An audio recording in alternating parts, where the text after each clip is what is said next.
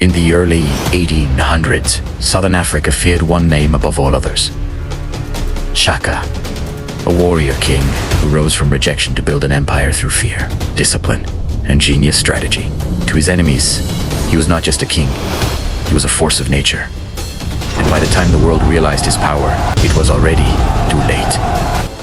Shaka was born into shame in 1787. The illegitimate son of a minor chief, he was rejected alongside his mother, Nandi, and forced into exile. He grew up wandering from village to village, unwanted, mocked, and humiliated. But rejection does not always destroy a boy. Sometimes it builds a predator. Salvation came through the Menthethwa, paramount chief, Dingus Whale. Shaka didn't just learn how to fight, he learned how to conquer. Shaka analyzed the traditional warfare of his people and found it weak. Warriors threw spears from a distance and retreated. It was a game. Shaka wanted annihilation. He demanded a new weapon. A short, heavy-bladed stabbing spear, the Aikwa, named for the sucking sound it made when pulled from an enemy's body.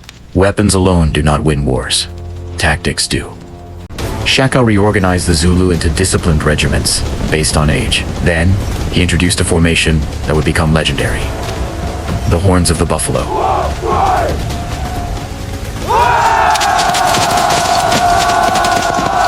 It was a masterclass in military strategy.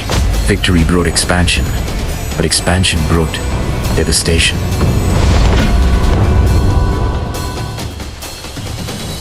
Fleeing tribes crashed into other tribes, sending shockwaves of chaos across southern Africa. Shaka's empire grew, built on absolute loyalty and total submission. But absolute power comes with a psychological toll. In 1827, Shaka's beloved mother, Nandi, died. The grief shattered his mind. He decreed that no crop should be planted and no milk consumed.